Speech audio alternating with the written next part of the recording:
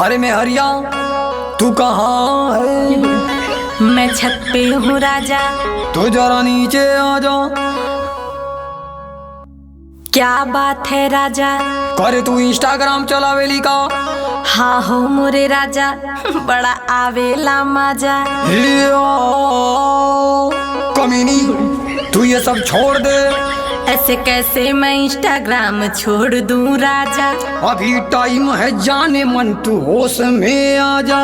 इसमें क्या है बुराई, आप ही बताओ ना। देखो पूरे गांव में मेरी नाक तुम कटावो ना।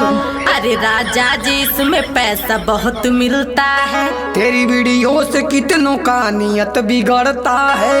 जो जैसा सोचता है सोचे, उसमें मैं क्या करूं? तू इंस्टाग्राम पे वीडियो बनावल बंद करूं। देखा राजा, एमे फिल्टर बहुत